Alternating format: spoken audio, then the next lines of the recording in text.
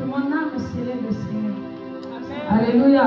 Je pense que ce sont des cantiques prophétiques parce que le dernier chant c'était la joie. Et c'est vrai que quand je regardais vos textes, je me disais, mais ils ont dormi où? Et le second chant qui revient encore sur la joie, enfin, il faut que tu sois un peu connecté. Alléluia. Amen. Je suis convaincu que tu es connecté au nom de Jésus. Alléluia. Amen. Alors nous allons chanter ce cantique.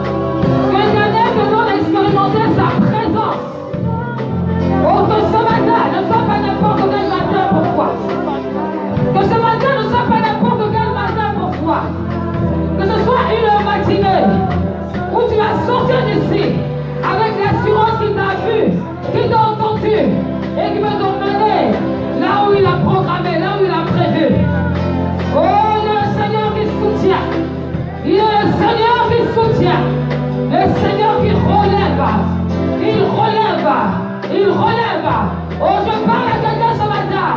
Le Seigneur va te relever de là où tu es tombé. Tu sens que tu as perdu sa présence. Tu sens que tu n'as plus accès. Mais je veux te dire ce matin, si tu es sincère, si tu te repentis, oh, tu sentiras à nouveau sa présence. Sors de la culpabilité. Sors des mensonges du diable. Sors de cette culpabilité. Sors de cette culpabilité. Oh, pendant que je parle, l'onction de Dieu te touche pour attester cette parole. Parce qu'il t'aime et parce qu'il te soutient. Il ne regarde pas sans cesse au défaut, mais il regarde la grâce qu'il a déposée dans ta vie. Oh, ce matin, reçois sa grâce. Reçois sa force.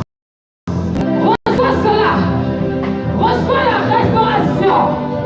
Oh, ton cœur fait mal. Ton cœur fait mal. Parce que tu sais que tu n'es pas à la position où tu devais être. Le diable vient et il t'accuse. Mais ce matin, sois libéré. Sois libéré. Sois libéré au nom puissant de Jésus-Christ. Sois libéré au nom puissant de Jésus-Christ. Sois libéré. Sois libéré. Il ne te condamne pas ce matin. Il ne te condamne pas ce matin. Il te dit, viens de ma présence. Viens te ressourcer de ma présence. Viens te ressourcer de ma présence. Viens te ressourcer. Viens te ressourcer. Ne pleure plus. Ne t'inquiète pas, je suis avec toi. Je suis avec toi. Je suis avec toi. Oh, son oreille n'est pas trop dure pour entendre. Ni ses mains trop courtes pour agir. Dieu t'aime, frère. Dieu t'aime. Dieu t'aime. Garde les yeux fixés sur lui. Garde les yeux fixés sur lui. Quel que soit ce que tu sais et que tu ne sais pas, Dieu t'aime. Aie confiance en lui. Apprends à lui faire confiance. Apprends à le faire confiance. Apprends à connaître ses voies, à marcher dans ses voies. Et tu verras. Il n'est pas le Dieu de la condamnation. Il ne te condamne pas maintenant. Mais il te donne la paix. La paix qui surpasse toute intelligence. Est-ce que tu peux te lever, bien-aimé? Dieu veut te dire ce matin qu'il te donne la paix. Et que toutes tes œuvres qui ont été préparées contre toi sont nulles et sans effet. Et attache-toi à lui et tu verras sa gloire. Ton cœur a été meurtri. Tu étais éloigné de sa présence. Mais maintenant il est revenu. Où tu dois te rapprocher. Pour que son nom soit élevé et que tu rentres dans ta destinée. Parce que tu as une puissante destinée en Jésus. Aujourd'hui, ce que tu es ne ressemble pas à ce que tu vas être demain. Car Dieu a programmé pour toi le meilleur. Dieu a programmé pour toi des choses puissantes, des choses excellentes. Est-ce que tu le crois? Alléluia, Seigneur. Ouh! Jésus, Seigneur, c'est toi qui transforme. Donne-lui la force. Ouh! Pendant que je tiens ta main, le Seigneur me rappelle quelqu'un qui te ressemble.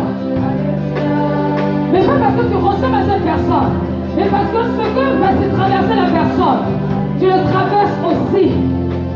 Mais les choses vont s'améliorer, vont changer. Ton identité va être transformée. Dieu veut transformer ta vie.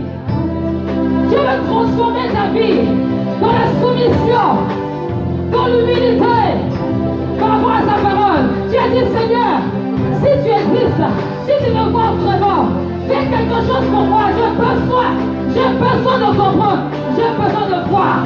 Aujourd'hui, le temps est arrivé. Le temps est arrivé. Si tu es soumis, si tu es docile, si tu acceptes en entendant sa voix, tu seras surpris de ce qu'il va faire. Parce qu'il est grand et parce qu'il est fidèle. Il n'est pas un homme pour mentir. Il est fidèle pour se repentir. Il y a beaucoup de personnes ici, mais le regard s'est posé sur toi. Parce que l'éternel Dieu veut attirer de l'attention. Dieu n'a que faire de l'apparence. Dieu n'a que faire ce que les gens peuvent penser. Ce qui l'intéresse, c'est le projet qu'il a mis en toi, qui doit se réaliser. Qui doit se réaliser. Je t'aime.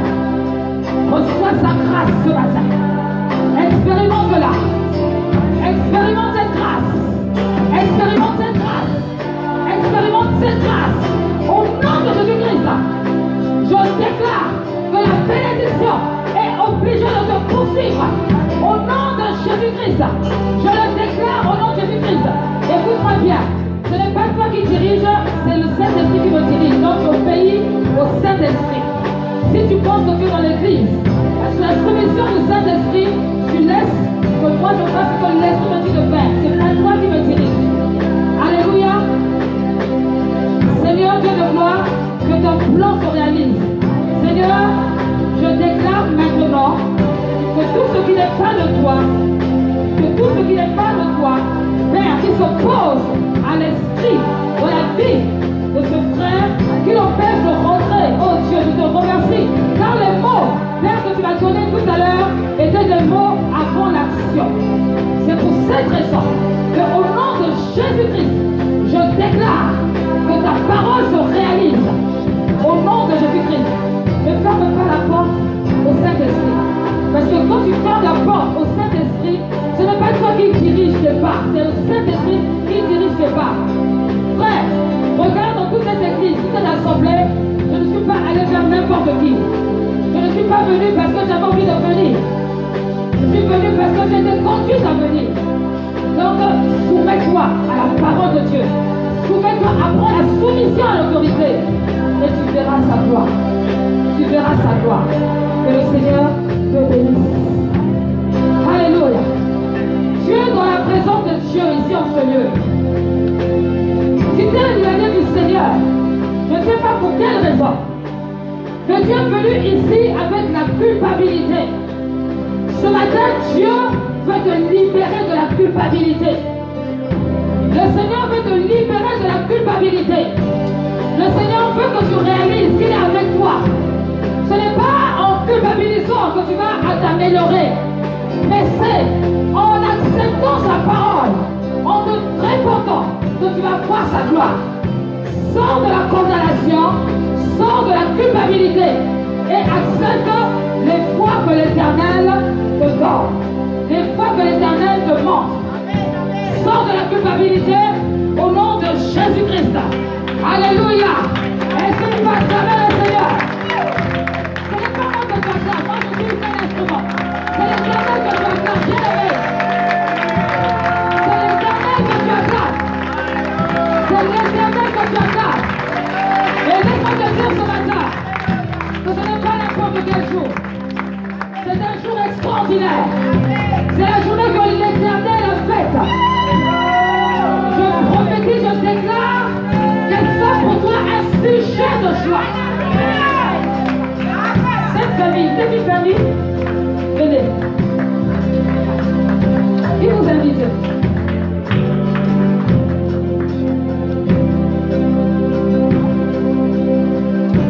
On t'a invité, puis tu as invité les autres, c'est ça?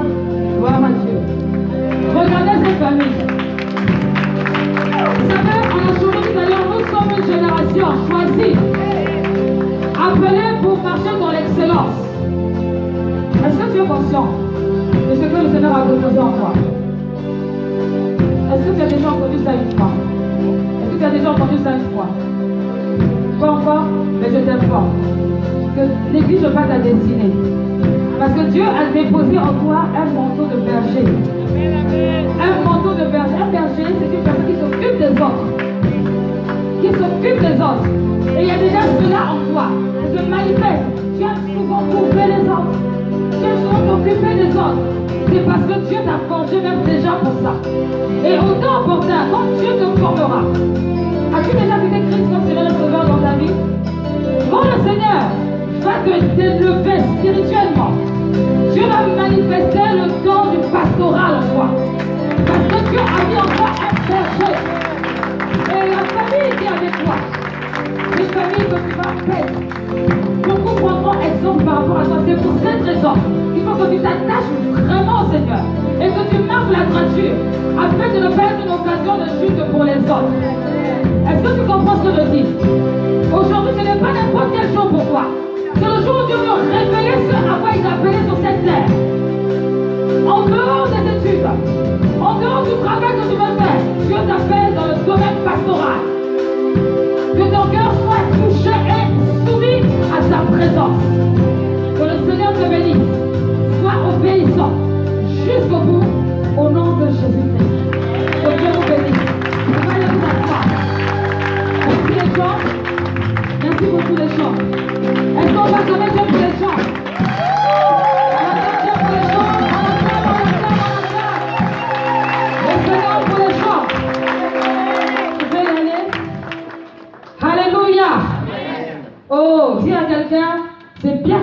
ce matin.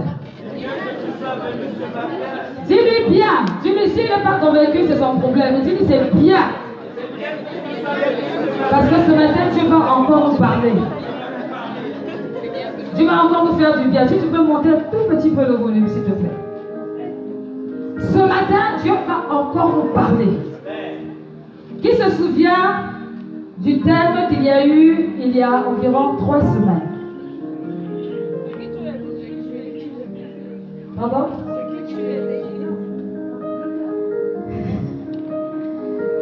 Ce qui tue l'Église. C'était la première partie. Aujourd'hui, nous passons à la deuxième partie. Et si le temps avance, peut-être qu'il y aura une troisième partie. Alléluia. Dis à ton frère, à ta soeur, assieds-toi bien. Parce que ça va chauffer. Oui, oui, oui. Vous savez, bien aimé, la soeur Nadia disait tout à l'heure, ou c'était Nadia, ou je ne sais plus, que tu ne te rends, la soeur Stéphanie, voilà, tu ne te rends pas compte de la grâce que tu as d'être vivant. Tu crois que c'est un acquis. Toi-même à qui Dieu parle, tu crois que c'est obligatoire. Dieu n'est pas obligé de te parler. Non, c'est même pas obligé. En fait, Dieu n'est pas obligé même de te regarder. Pour le Seigneur, tu es une petite poussière comme ça. Alléluia. Tu n'es pas plus important, plus intéressant que quelqu'un. Pardon, laisse-moi te descendre un peu. Tu n'es pas plus important, plus intéressant que quelqu'un. Mais Dieu t'aime. Et il manifeste sa grâce pour toi. À cause de sa fidélité, à cause de son amour. Dans le psaume 100, verset 5, on nous dit que Dieu est fidèle. Il est fidèle, fidèle à son amour. Donc, si tu es là, ce n'est pas parce que tu es trop beau ou trop belle. C'est parce que Dieu a bien voulu que tu sois là.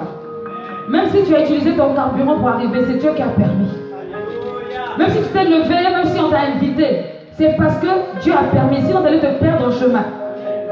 Il y a une dame qui devait venir me voir la semaine dernière. Elle est venue. Elle avait un problème grave dans sa vie. On avait rendez-vous. Il faisait chaud. Cette dame est venue. J'étais là avec la sœur Stella en haut. Elle est venue, d'abord elle s'est trompée, elle est partie vraiment au pôle Nord, carrément l'opposé. Après elle est revenue, elle a réussi par la grâce de Dieu à trouver le chemin. Oh, j'aime cette femme, j'aime comment elle a parlé, waouh. Elle est partie, elle s'est perdue, il faisait chaud, c'était le vendredi. Elle est revenue, elle a finalement trouvé quelqu'un qui l'a orientée, elle est arrivée jusqu'ici. Elle arrive ici, elle tape à la porte en bas. Nous sommes dans le bureau en haut. Personne n'entend. Elle trouve un jeune homme à qui elle donne le numéro de téléphone. Elle appelle. Le numéro ne marche pas. Elle ne comprend pas ce qui se passe. Ils ont tapé, je ne sais pas comment ils ont tapé.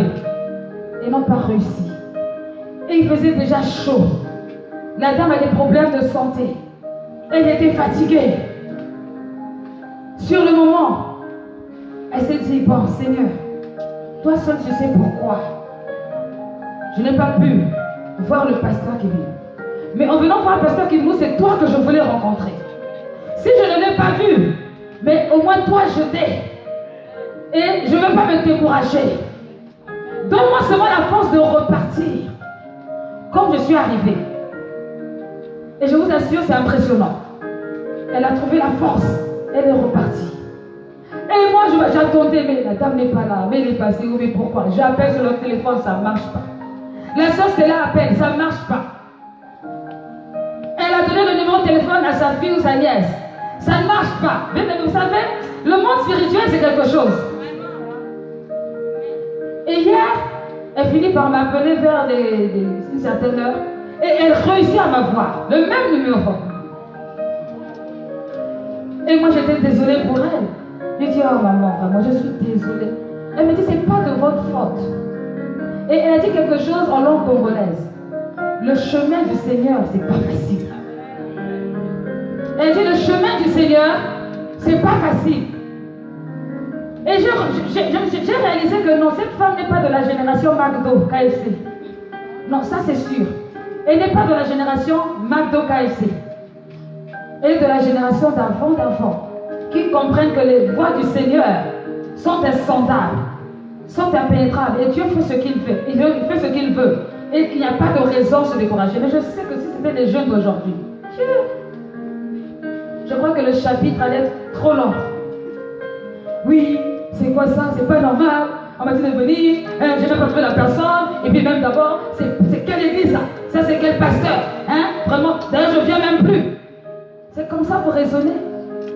Et c'est comme ça que vous ratez les bénédictions. Parce que le témoignage de la femme, elle a dit quelque chose d'essentiel. Elle a dit, pasteur, ce que j'ai trouvé excellent et même étrange, c'est que j'ai des problèmes de pied. J'arrive pas à faire des grandes distances. Mais le Seigneur m'a rappelé que toutes les distances que j'ai faites là, eh bien, j'ai tenu, c'est qu'il y a la guérison dedans. Il fallait que je fasse cette distance pour que je me rende compte. Non. Ah, Seigneur. Il fallait que je fasse cette distance pour me rendre compte que quelque chose se passait. Seigneur, pasteur, t'inquiète pas, ça va. Donnez-moi souvent un autre rendez-vous. Il dit, waouh! Hey! J'ai dit non, je vais venir. Il dit non, ne venez pas, moi-même je viens. Je dis, wow, non, là, ça me dépasse. Tellement que je suis habitué à la génération McDo KFC. Bien aimé, les voies du Seigneur, c'est pas facile. C'est parce qu'on te donne une parole aujourd'hui que aussitôt tout à coup soudain c'est réalisé. Dieu prend son temps. Et Dieu fait ce qu'il veut, avec qui il veut, quand il veut. Il est souverain. Si Dieu te donne une parole, bénis-le. Et garde la parole précieusement dans ton cœur. Ne crois pas que c'est parce que tu as trop adoré mieux que qui que ce soit. Parce que si ce n'était que ça, je crois qu'il y en a qui n'auraient rien reçu même. Ou parce que tu avais une forme extraordinaire. Non, c'est parce que Dieu veut. Et c'est parce que c'est une question de destinée. C'est une question de destinée. Et Dieu veut te fortifier. Dieu veut t'encourager. Dieu veut le faire. Alléluia. Tire la morale ou la leçon de ce que je viens de témoigner. Ce qui tue l'église ou les églises locaux, l'église avec un grand E, ce qui tue l'église. Il y a beaucoup de choses que j'avais déjà dites. Je ne reviendrai pas là-dessus. Ceux qui veulent savoir ce que c'était, allez sur le direct sur Facebook ou encore sur Église sur le Rocher YouTube. Vous allez trouver le message. Simplement, si je me rappelle bien, nous étions arrêtés.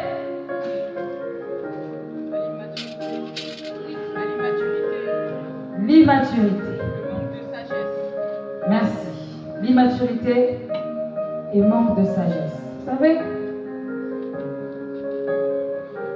l'Église, le corps du Seigneur, a vraiment besoin de grandir.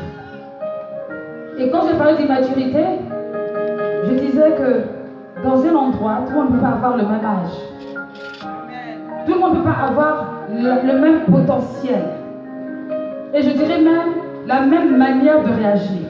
Voyez-vous, la manière d'agir d'une personne qui connaît le Seigneur aujourd'hui et d'une personne qui connaît le Seigneur il y a 15 ans ne peut pas être la même chose. Ce n'est pas possible. Il doit y avoir une persévérance, une différence. Mais aujourd'hui, dans l'Église du Seigneur, nous avons des personnes, des chrétiens, qui ont tous le même âge. Dans le sens où ce sont des personnes qui veulent qu'on les comprenne dans tout, qui ne sont pas capables de s'investir selon la parole de Dieu, qui se vexent à tout bout de champ, qui ne comprennent même pas la différence entre la voix du Saint-Esprit, la voix personnelle et la voix du diable, mais qui sont pressés de servir. Ils veulent rapidement servir. Et quand par malheur on les met dans le service, c'est une catastrophe. Parce que comme ils croient que c'est obligatoire qu'on les prenne, parce que l'église soit les petites, ou parce qu'on a envie de les intégrer, ils se disent que j'ai le droit aussi de faire ce que je veux dans le service. Et ça crée n'importe quoi. Et quand on les reprend pour leur dire que ce que tu fais n'est pas bien, mais vous savez quoi? Eh bien ils se vexent. Et quand ils finissent de se vexer, ils quittent l'église. Ils vont dans une autre église où ils vont aller servir selon leur manière de voir. là-bas aussi, c'est une autre vision, un autre pasteur, une autre manière de fonctionner. Finalement, ils se rendent compte que là-bas aussi, c'est pas facile. Ils s'énervent et ils quittent encore l'église. Et ils s'en vont encore ailleurs. Et c'est comme ça. Pourquoi? À cause de l'immaturité. Et vous savez comment ils disent, comment ils parlent? Ils disent on combat mon ministère. Frère, soeur, tu n'as pas encore commencé, pardon. Tu n'as pas encore commencé. On combat mon ministère. Je m'en vais parce qu'on ne me laisse pas le micro. Bien aimé, est-ce que nous allons prendre devant des micros frustrables? Ou encore, ce que tu dis, tu ne mets pas en pratique.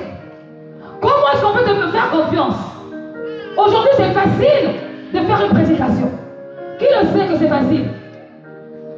À l'heure d'Internet, aujourd'hui, c'est facile de faire une prédication. C'est facile de faire même de la théologie. Tu vas sur Internet, tu mets le mot immaturité et tu mets tous les versets immaturité. Tu as fait ta prédication? Non, est-ce que vous me comprenez? Dites bien Amen. C'est facile ça. C'est facile de venir ici et faire la prière. Prions. Mais le Seigneur a besoin des personnes qui mettent en pratique. Le Seigneur a besoin des personnes qui font ce qu'ils disent.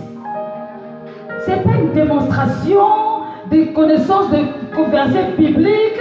De non, moi en tout cas, quand je prends le micro, le Seigneur sur ma tête. Bien aimé, il n'atteste pas à cause de toi, il atteste à cause de sa grâce. Mais tu es immature.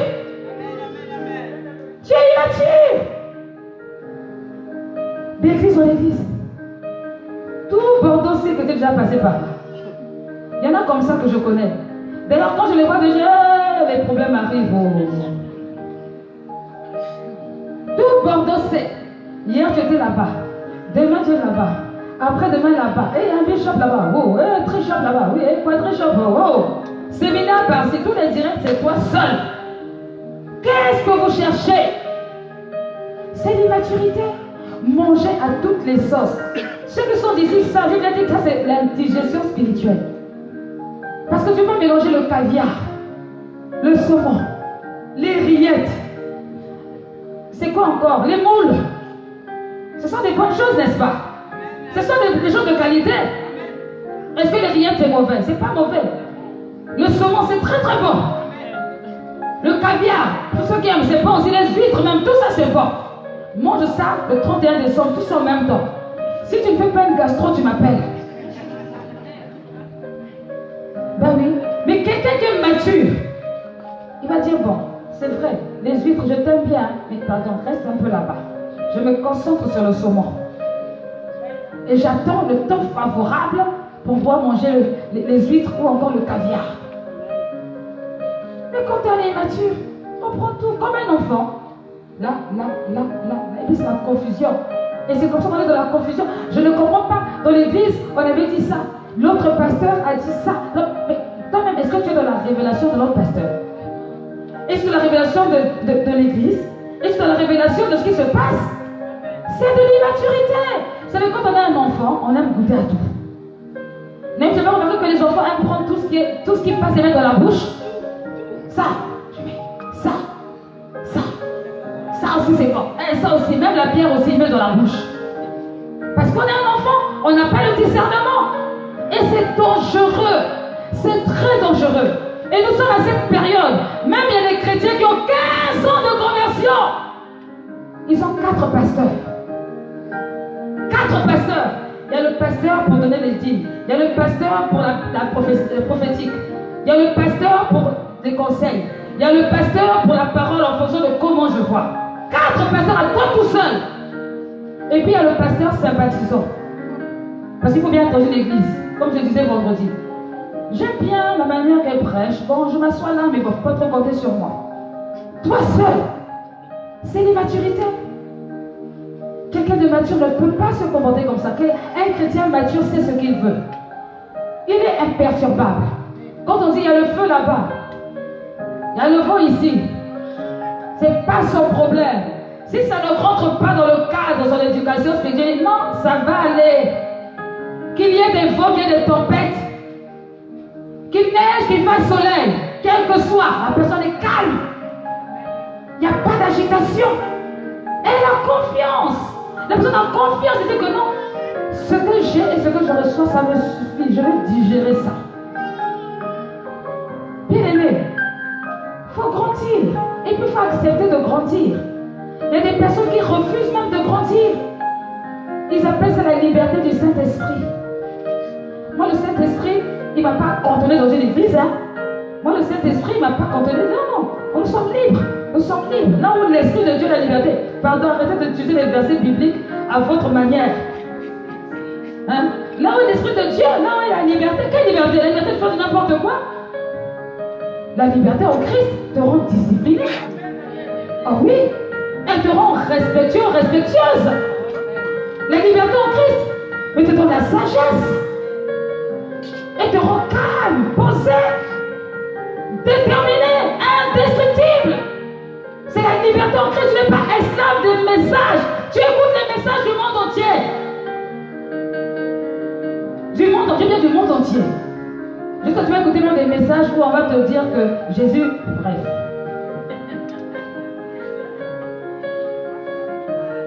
Bien aimé, faisons attention.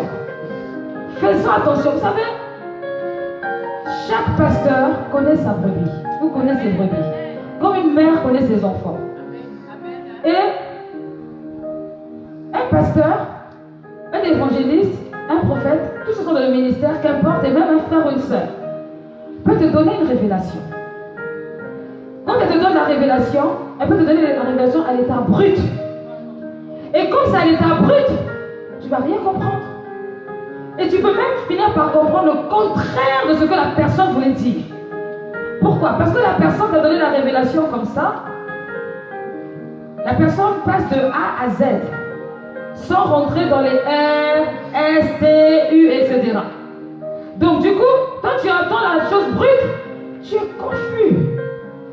Mais un pasteur, ou encore une maman, un père, qui connaît son enfant, va dire, là, pas compris. Va venir rentrer dans les détails pour expliquer les choses, de manière à ce que l'information passe correctement. Mais dis-moi, quand tu te balades d'église en église, de convention en convention, séminaire en séminaire, qui va t'expliquer? Qui va t'expliquer? Tu vas comprendre ce que tu as à comprendre. Il n'y a personne pour veiller sur. Il n'y a personne qui peut être là pour veiller sur toi. Tu vas prendre ce que tu vas comprendre à ta manière. Et c'est là où c'est dangereux. C'est là où c'est dangereux. L'immaturité. Ce qui tue les églises, l'immaturité. Et là-bas, ils ont des grands écrans. Vraiment des grands écrans, et puis il y a des jeux de lumière. Jeux de lumière. Pendant la louange, c'est chaud. Pendant la louange, c'est chaud. Il y a l'écran, et puis le jeu de lumière. Pourquoi on fait pas ça ici? Qui t'a dit qu'on veut être en boîte? Non, dis-moi, qui a dit qu'on a envie d'être en boîte? Chacun ça fait comme il veut. Il peut animer, il fait des jeux de lumière, pas jeux de lumière, nous. C'est pas notre problème. L'immaturité, c'est de dire que parce qu'il n'y a pas de jeu de lumière, donc il n'y a pas d'ambiance. Des comparaisons. Ce que tu vois ailleurs, tu as envie d'emmener là où tu te trouves. Ce que tu vois ailleurs, tu as envie de faire. Parce que bien aimé, ça va loin, ça va très loin. Même quand je parle d'Internet parce que vous regardez beaucoup Internet, je sais. Et c'est pas mauvais. Les choses qui sont bonnes.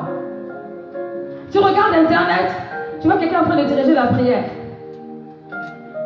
Ça, c'est une bonne manière, ça me plaît. Toi aussi, tu commences à copier. Tu commences à diriger comme la personne. Où est ta personnalité? Et le pire, ça va durer qu'une seule séance. Parce que c'est pas de toi. Après, tu vas passer à une autre forme. Donc, tu changes tout le temps de manière de faire parce que tu n'as pas de personnalité. C'est l'immaturité. C'est de l'immaturité. Il faut être concentré. Prends une manière où tu as le droit de t'inspirer. C'est pas mauvais.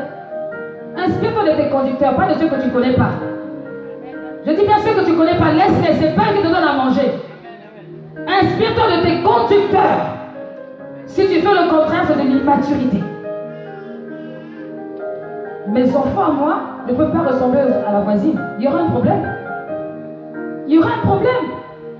Si je trouve que Josué Moïse ressemble au vol, il va y avoir un problème. Parce que matin, midi, soir, il est avec moi. C'est logique. Est-ce que quelqu'un sait ce que je dis? Mais dis bien ton amen là. Tu ne peux pas ressembler à quelqu'un d'autre, c'est pas normal. À moins que je ne sais pas. À moins que tu sois complexé. L'immaturité, c'est le complexe. Le complexe se manifeste dans l'immaturité et vice-versa. Comme tu ne te connais pas, tu n'es pas convaincu de qui tu es, on peut facilement te vaciller à gauche et à droite. Et ça tue les églises. L'immaturité. Complexé. Il ne faut pas être complexé, hein, bien aimé. Si tu es complexé, tu ne rentreras jamais dans ta destinée.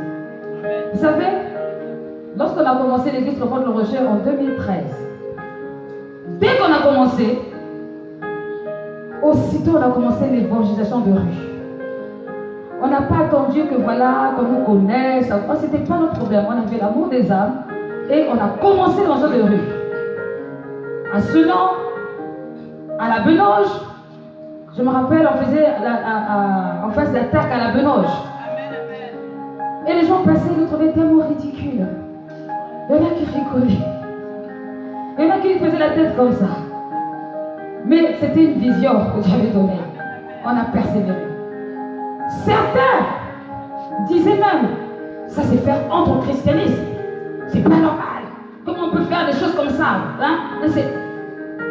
Ceux qui étaient là au début, vraiment, c'est pas normal, arrêtez ça. On nous critiquait. Arrêtez l'évangélisation de rue, ça discrédite l'église. Mais aujourd'hui, ce sont les mêmes qui font l'évangélisation de rue. Comptez le nombre d'années. Ce sont les mêmes. Bon, imaginez-nous si on était décomplexés. Quand tu entends ça de la bouche de quelqu'un qui est censé être reconnu dans le milieu chrétien, tu dis, ah ouais, peut-être que c'est vrai. Bon, mais j'arrête. C'est toi qui aurais perdu. C'est toi qui aurais perdu. Ne sois pas complexé. Il y a des choses que les grands copient chez les petits. Il faut le savoir. Oui, il y a des choses que les grands copient chez les petits. Et ils vont comme si c'était à eux, c'est l'approprié. Ne sois pas quelqu'un d'immature dans l'église. Sois mature et sois convaincu dans ta marche avec Christ. Avance. Quel que soit ce qui se passe autour. Si tu n'as pas compris, tu viens voir le pasteur, on t'explique. C'est tout. Mais ne sois pas immature. Ballottard tous vos doctrines. Éphésiens 4, versets 11 à 15. C'est ça, on l'avait lu. Ne sois pas ballottard tous vos doctrines. Sois concentré. Sois attaché. Sois déterminé. Et tu verras que le Seigneur va faire. Le Seigneur va te conduire. Ne sois pas pressé. Et s'il y a des choses que tu veux voir se réaliser, plutôt que de courir à gauche et à droite, prie. Ta prière va déclencher un miracle. Ta prière va déclencher quelque chose de surnaturel. Et ça permettra qu'au travers de cela, tu puisses avancer. Au travers de cela, que tu puisses d'abord non seulement croire que Dieu t'entend, mais tu feras un témoignage qui va t'édifier. Et la prochaine fois qu'il y aura un problème, tu vas te rappeler que non. La fois où c'était compliqué, j'ai prié, Dieu a fait. Là, je vais encore prier. Mais les solutions faciles, non, ce sont les bébés qui aiment les solutions faciles.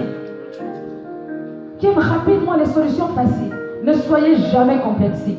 Dis, je ne dois pas être complexé. Non, dis-le vraiment, parce que tu es une belle créature. Tu as de l'avenir, tu es toi. Et tu dois rester toi. Ne sois pas complexé. Que ta vie ne soit pas une vie de complexe. Sinon, on viendra te mettre des choses qu'il n'y a pas à mettre. Et on te conduira sur autre chose. Que ce qu'il y a vienne de toi et vienne du Seigneur. Et de là où on t'enseigne. C'est ça, c'est important de retenir ça. L'immaturité. Ce qui tue les églises, bien aimés, les familiarités. Les familiarités. L'homme de Dieu qui était là, David Nabilo, la fois dernière, parlait de attention au sourire. Un homme de Dieu, une femme de Dieu peut avoir le sourire. Ça ne veut pas dire que c'est ton copain ou ta copine. C'est pas ton copain ou ta copine. Ne cherchez pas ce que les serviteurs, les servantes de Dieu soient des dictateurs ou des tortionnaires. Quand ils font, ils disent, ah oui, donc là c'est un vrai serviteur parce que non, lui, il a la dictature, ça c'est bien. Jésus n'était pas un dictateur. Jésus a parlé à Pierre. Jésus a dit à ses disciples, et vous, qui dites-vous que je suis? Il parlait, il discutait avec eux. Mais à aucun moment, Pierre a décidé de manquer de respect à Jésus. Oh. À aucun moment, il a dit que non, Jésus, je sais que tu es le Fils de Dieu, mais attends d'abord, il faut que je t'explique. Comme avait dit une fois ma fille Elsa. Pasteur, il faut que je t'explique en rigolant. Les familiarités dans les relations. C'est parce qu'on a dit la communion fraternelle. Que ça devient, tu arrives à la maison de l'autre, tu ne respectes même pas. C'est pas normal. Il faut se respecter. Même de la liberté, il faut faire attention, il faut avoir des limites. Non, la manière de se parler entre les uns et les autres. D'ailleurs, c'est même souvent ça qui crée des problèmes, qui crée des conflits. Vous êtes tellement à l'aise les uns avec les autres que vous oubliez la présence de Dieu, que le conflit arrive en même temps à cause de la familiarité. Si vous posez la question au pasteur ou encore aux gens en général, qu'est-ce qui cause des problèmes le plus dans l'église? Les familiarités. Les gens ne respectent pas les relations. En confond la joie avec la familiarité, l'ouverture avec la familiarité. On ne se dit pas que là, peut-être il faudrait que je fasse attention, peut-être il faudrait que je réagisse comme ça, peut-être qu'il faudrait que je dise s'il te plaît, surtout à l'église, s'il te plaît même. Dans l'église, il y a beaucoup de droits, il y a peu de devoirs. Non, le pasteur me connaît, j'ai le droit de... C'est pas grave. C'est écrit à la porte, éteignez votre téléphone. Non, moi le pasteur me connaît, c'est pas grave. Je garde mon téléphone allumé. Et puis, pendant la prière, tu es là. Tu es déconcentré. À cause des familiarités. Les familiarités détruisent beaucoup les relations. Si bien que l'autre ne te voyait pas comme ça, quand tu agis mal envers cette personne par familiarité, la personne prend une position, tu es étonné. Oh, mais pourquoi? Mais c'est parce que la familiarité, c'est trop. C'est exagéré. La familiarité entre les couples. Hein, les amis des couples, les couples. Moi je suis ton ami, tu es mon ami. Tu es mon ami, nous sommes des amis, vous êtes des amis. Jusqu'au jour où la familiarité. Quand vous avez commencé votre amitié, l'église n'était pas là. Quand vous avez commencé, dites-moi bien amen. Quand vous avez commencé, l'église n'était pas là. C'était vous-même, vous avez fait vos associations. C'est pas mauvais. Mais dans le respect. Dès qu'on dépasse la limite, l'autre se croit en droit d'eux. Et quand il se croit en droit d'eux, il fait ce qui n'est pas agréable, de frustre le problème. Et maintenant, vous transportez ça aussi à l'église. Allez, maintenant, on doit vous... moi, je ne fais rien du tout, vous débrouillez. Quelqu'un, non, je dis, vous débrouillez, parce qu'il faut se respecter. Ce qui se passe dans ton couple, qu'est-ce que tu as à aller raconter à l'autre couple? Surtout pour ceux qui sont mariés dans l'église Renfort de le Rocher. Oui, ne dis pas, mais je ne dis pas, ne dis pas. Tu es enceinte de 2 minutes. Ne dis pas, mais je suis enceinte de 2 minutes. Mais c'est la vérité. Mais ne dis pas, fais comme si tu ne savais pas. Mais tu es déjà au courant. Ne dis pas, je pars à Paris, mais ne dis pas. Et la personne aussi, il y a même un passage, ou même, elle a même oublié, même c'est Dieu qui fait ça. Ah non, mais un tel m'a dit que ah bon. Quelquefois on fait, ah oui, je sais, en fait tu sais, comme oui, je sais. Je ne veux juste pas rentrer dans les détails, quoi. C'est pour ça, c'est là où ça a commencé. Les familiarités, bien, mais soyez des personnes réservées. La réserve, ce n'est pas le manque d'amour, mais il y a des limites. Il y a des choses où on n'est pas obligé de s'introduire. Bien, mais même quand on partage un sujet de prière, nous tous on partage un sujet de prière, c'est normal, c'est la communion fraternelle, c'est nécessaire qu'on puisse prier les uns pour les autres. Mais si tu sens qu'il y a un détail qui est trop profond, la compagnie, ne le dis pas. Attends que tu seras avec le pasteur le secret, tu le diras. Mais tu ne sais pas, c'est tout nous qui faisons des directs. C'est pour ça que j'ai interdit les directs pendant la prière. Tu ne sais pas qui entend, ce qui est en train d'être dit, donc il y a des choses. Garde-le pour toi. Il y a des prières qu'on vient de découvrir ici. Tu n'as aucune réserve. Waouh! Hier, je me suis fâchée. Je me suis fâchée. Je me suis fâchée. Tout le monde est au courant. Est-ce que c'est édifiant? Alléluia. Les familiarités dans l'église, ça tue les églises. À force d'aller raconter ce qui se passe dans ton couple à l'autre, un jour, on va te tromper avec l'autre. Parce que ça fait rentrer des esprits. Ça fait rentrer des esprits dans les mariages. Oui, ça fait rentrer des esprits. Et c'était la consolation. Mais non, non, non, non. Soyez des personnes respectueuses. Respectez-vous. Respectez votre vie. Vous savez, c'est dommage parce qu'en fait, le problème, c'est que beaucoup ne lisent pas beaucoup la parole. Or, si vous lisez les livres des épîtres de Paul, les épîtres de Paul sont une marche chrétienne. Comment marcher dans la vie chrétienne? Bien sûr, en restant dans le contexte. Et dans les livres d'Éphésiens, c'est écrit qu'aucune parole grossière ne doit sortir de votre bouche.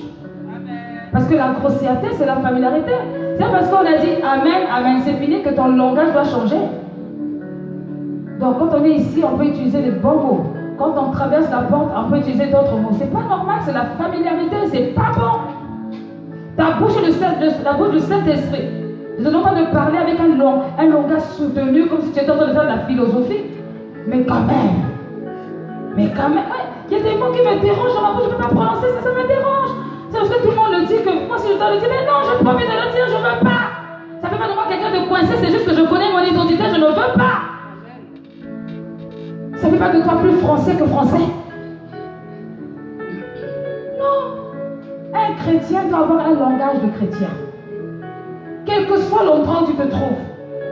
Quand tu parles, on dit, Et le jour où on découvre que des chrétiens, on te dit, ah oui, je comprends mieux pourquoi ils parlent comme ça. Parfois, il y a des gens qui viennent vous poser des questions pour mon travail. Toi, on t'a jamais entendu dire des gros mots, hein? C'est bizarre. Donc, il faut même attention pour savoir si... On t'a jamais entendu dire des gros mots. Pourquoi? Parce que ça ne sort pas de ta bouche. Tu préserves ta bouche. Les familiarités. Il y a des gens qui ont des comportements en fonction des endroits où ils se trouvent.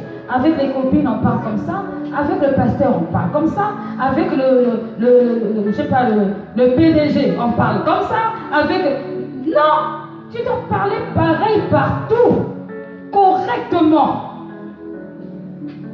Ça évite les familiarités.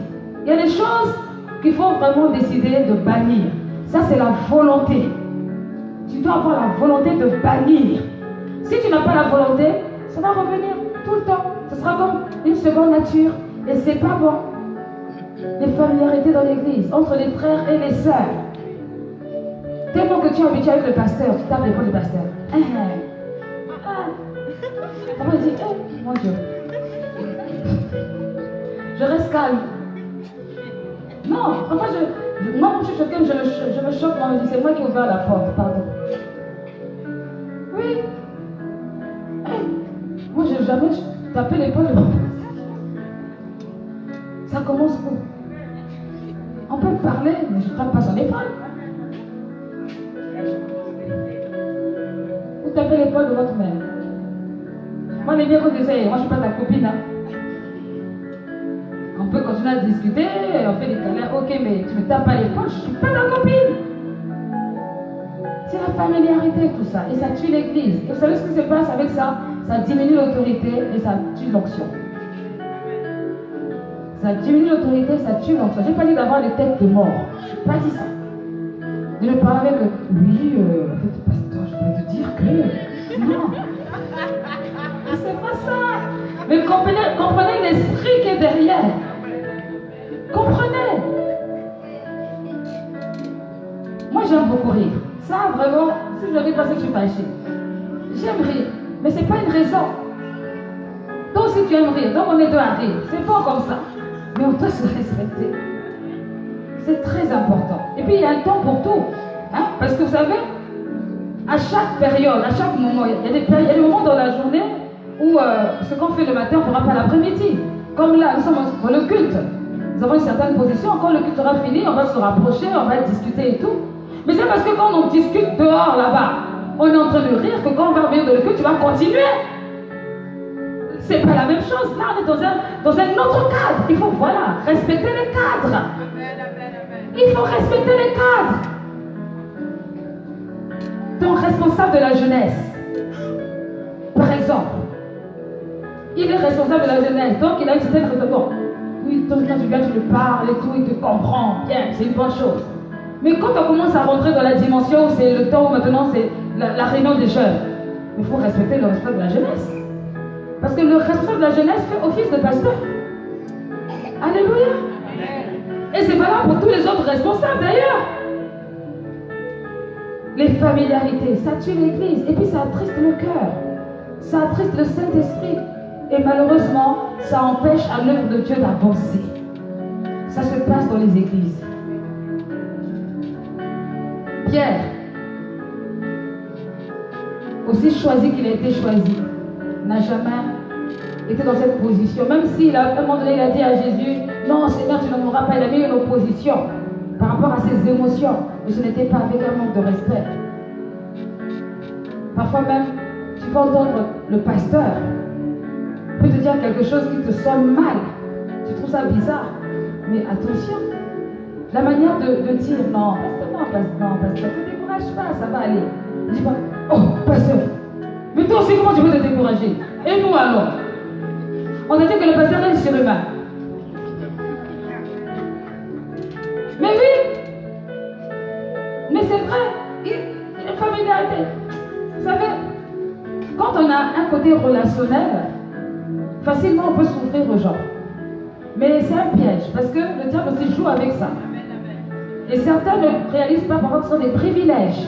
Attention, si tu as une autorité qui s'ouvre à toi, c'est un privilège. Considère cela comme une grâce, pas comme un acquis. Et fais attention, parce que si tu ne considères pas cela comme une grâce et un acquis, et sans respect, tu risques d'attirer sur toi la malédiction. Ah, je vous dis la vérité. Saül et David avaient une relation où chacun connaissait son rôle. Et comme même David devait être élevé au nom du roi, David savait se tenir à sa position. Il ne s'est pas pris pour plus roi qu'il pouvait l'être. Donc il faut faire attention. Ce qui tue les églises, le manque de constance dans la prière. Le manque, il y a des gens, ils ont rendez-vous à l'église que le dimanche. Dimanche, c'est le jour du Seigneur. Donc nous allons adorer le Seigneur. Dis-moi, si tu ne peux pas venir prier ici, tu ne pries pas chez toi. Il y en a une souris, se reconnaissent ça. C'est pas l'accusation, la condamnation. On doit se parler, ça tue les églises. Parce que imaginez-vous si le vendredi, vous tous qui êtes là, vous êtes là le vendredi, ne croyez pas que ça allait faire quelque chose de bien. On a tous la même information, on partage le même Saint-Esprit, on partage les prières les uns et les autres, et on repart avec une foi, avec une joie. Quelquefois, quand tu n'es pas là la semaine, au lieu de recommencer le dimanche, mais tu nous mets en retard. Le manque de prière constante. Quand tu es fatigué, que tu n'arrives pas à prier, viens à l'église. Viens à l'église. Quand tu auras fini d'être à l'église, que tu repartiras, tu auras eu le carburant nécessaire pour redémarrer chez toi. Si tu ne pries pas, bien aimé, la vie spirituelle qui fonctionne bien, c'est une vie spirituelle où il y a la prière. La prière est considérée comme un carburant. Tu peux écouter des messages dans la journée, dans la semaine, tout ce que tu veux, mais si tu ne pries pas, tu es comme une voiture sans batterie. Tu es à plat, ça va être compliqué. La prière est obligatoire, nécessaire. On ne fait pas de choix de réunion de prière dans la semaine. Donc, je ne sais pas pour l'église, dans toutes les églises, c'est comme ça. Vous allez avoir des églises, il y a 200 personnes. Le jour de la prière, 25 personnes. Oh. Mais qu'est-ce qui s'est passé? Où sont passés les 175? Mais il y en a qui sont morts spirituellement, qui vont résister le dimanche. Il y en a qui travaillent. Il y en a qui n'ont pas réalisé que tiens, c'est important la prière. Chacun a une raison. Si tu ne travailles pas, que tu es disponible, je te dis, et tu sais qu'à la prière, ne trouve pas. C'est-à-dire, toutes les propositions qu'on va te faire à la place de la prière, refuse ça. Refuse ça, c'est de la distraction. Refuse ça. Si ce n'est pas une question de vie ou de mort, je te dis, refuse ça. Parce que c'est de la distraction. Parce que quand tu manques la prière, tu manques une information dans la communion fraternelle. Et quand tu n'as pas de vie de prière constante, tu manques aussi des informations. Quand je parle de la prière, je ne te dis pas seulement de prier, voilà, Seigneur donne-moi, Seigneur donne-moi. J'ai déjà expliqué les différents types de prières, styles de prière qui existent. Les différents styles de prière. La louange, tu peux louer tout seul. Si tu as du mal à louer, à démarrer ta louange, mets un CD. Il y a le CD des chantres voilà, qu'on a eu, que certains ont pris. Je ne sais même pas si tu as déjà écouté. Il faut mettre quelque chose qui va te stimuler à louer le Seigneur. Ne mets pas les succès des temps passés. Ça ne va pas t'aider. Les succès des temps passés t'emmènent dans la nostalgie.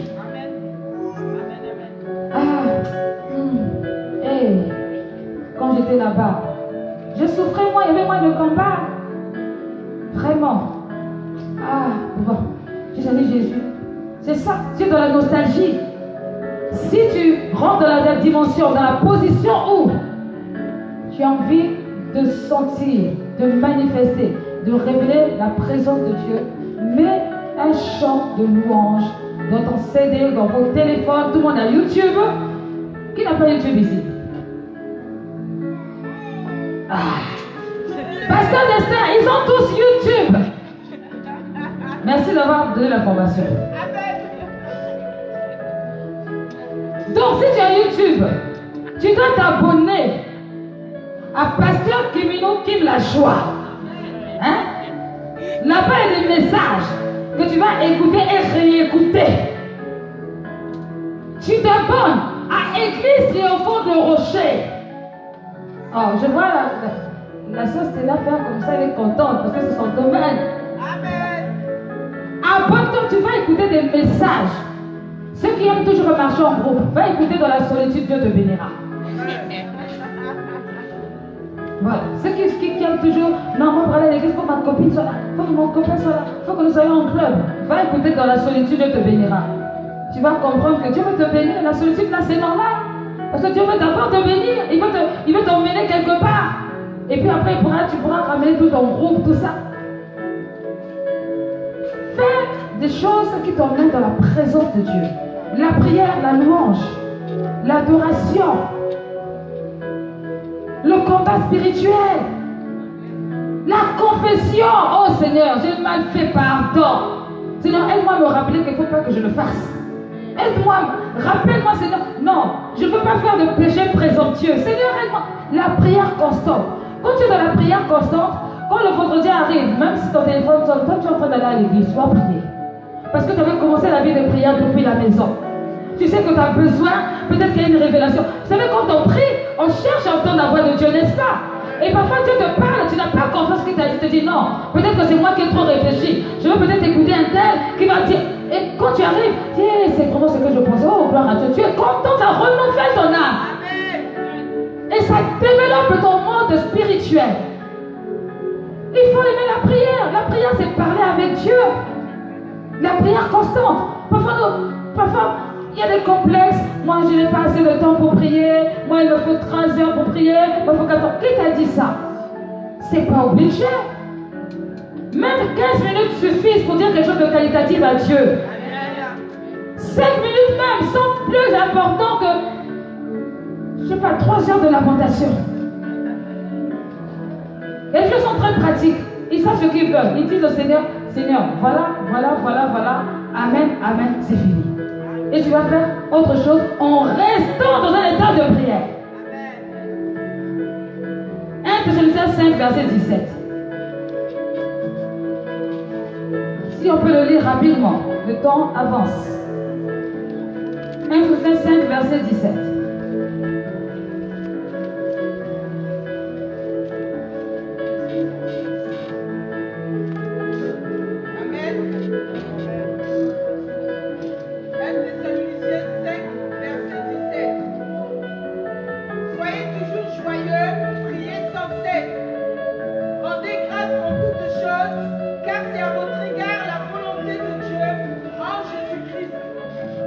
Répète encore. Soyez toujours joyeux Si tu étais venu à la prière vendredi, mon bien-aimé, ma bien-aimée, je n'allais pas faire la tête de mort que tu faisais pendant la louange. Mais comme tu étais ailleurs, tu n'as pas réalisé que la présence du Seigneur était là. Soyez toujours joyeux. Priez sans cesse. Est-ce qu'on t'a dit que si on t'a dit de prier sans cesse, tu ne dois pas aller travailler? Répondez-moi. Qui pense que quand on dit prier sans cesse, c'est être là à genoux jusqu'à 24 heures? Qui pense ça? Si tu ne penses pas ça, gloire à Dieu. Prier sans cesse, c'est être sans cesse dans une atmosphère de prière. Tu es vigilant et vigilante. À chaque instant, ton esprit est en prière. C'est-à-dire, quand le péché approche de toi, quand ton esprit est éveillé en prière, tu ne pécheras pas. Quand la tentation vient près de toi, ton esprit en prière, tu ne tomberas pas. Quand la chair a pris le dessus, quand tu es en prière, tu demandes aussitôt pardon au Seigneur. Sans cesse en prière. Priez sans cesse, à chaque instant, à tout moment. Quel que soit l'endroit où tu es, tu vas dire non, ça c'est pas un endroit de prière. Non, il n'y a pas un endroit où c'est la prière. Partout, ta présence est à la prière aussi. Même au milieu du brouhaha, beaucoup de bruit, tu es en prière. Tu pries en langue, dans ton cœur. Tu t'édifies toi-même, dans une atmosphère tranquille, imperturbable. Il y a des personnes, parfois, on ne comprend pas. Les gens sont en train de se chauffer, ils sont énervés. Et elle est calme. Elle ne se chauffe pas. Il lui pose la question, mais il y a des choses qui se passent, toi tu es calme, pourquoi? Mais non, c'est parce que la personne est en prière. Donc il ne se laisse pas influencer par l'atmosphère qui est autour. Et quelquefois, quand tu es dans un temps de prière et quelqu'un vient te dire quelque chose de négatif, tu repousses cette chose. Parce que tu es dans une atmosphère de prière. Parce que c'est parce que tu es dans une atmosphère de prière que le diable va pas vouloir essayer. Il va quand même essayer. Être dans une présence constante de prière. Prier sans cesse. Et rendez grâce en toutes choses. Le manque de prière dans les églises bloque les témoignages. On est toujours dans le mode donnez, donnez, donnez, donnez à moi, donnez. Pasteur Destin, à cause de l'église. Donnons. On n'est pas reconnaissant. Moi j'aime bien une personne, je ne vais pas citer son nom, mais elle, tout est toujours merveilleux. Oh, je rends grâce au Seigneur pour votre fille.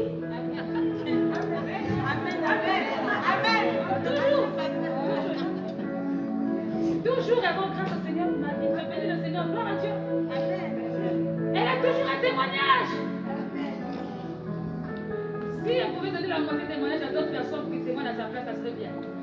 Parce qu'il y en a qui n'ont aucun témoignage. L'atmosphère de prière te pousse à rendre gloire à Dieu. Dans les bons comme dans les mauvais jours, tu es capable de dire au Seigneur, merci. Je suis reconnaissante. Ça n'a pas marché, mais je te rends gloire. J'ai un témoignage. Pas pour qu'on demande ici qui a un témoignage. Personne ne lève la main parce que vraiment, il ne faut pas le témoignage, quoi. Il n'y a pas de considération pour ce qui a été fait parce qu'on trouve ça naturel et normal. Mais ça bloque aussi. Et ça tue les églises. On a l'impression qu'on a prié. Vous savez, souvent les vendredis, quand on prie, il y a des sujets de prière. Et les prières ont été exaucées. La situation s'est améliorée. La personne va garder ça pour elle. Ben non, moi je ne le dis pas. Et puis on me le dit même 15 ans plus tard. Oh, pasteur, tu sais le sujet de prière là? Non, mais Dieu il l'avait fait. Hein? Ah. Et donc on n'a pas le droit de savoir. On est juste là pour prier. Et ça donne l'impression qu'on fait qu'on prier, Dieu n'exauce pas. Et c'est pas bon. Il faut rendre grâce au Seigneur. Continuellement. Ça va protéger ta mentalité. Ça protège ton âme. Et ça te permet de garder les yeux fixés sur Dieu. Sans cesse en prière. Finis le verset s'il te plaît. Car c'est à votre égard la volonté de Dieu en Jésus-Christ. Alléluia. C'est la volonté que le Seigneur manifeste sa gloire au milieu de nous.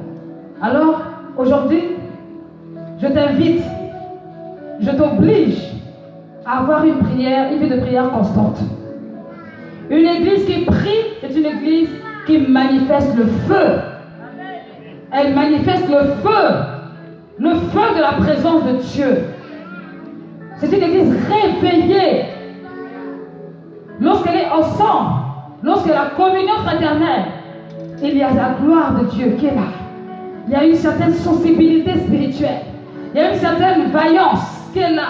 Il y a une certaine position. Les gens sont debout. Quand je dis debout, ce n'est pas debout de façon physique, mais debout de façon spirituelle. Il y a une certaine surveillance. Les gens sont aux aguets, ils veillent. Ça, c'est l'église qui prie. Et une église qui ne prie pas mourra. Une église qui ne prie pas mourra.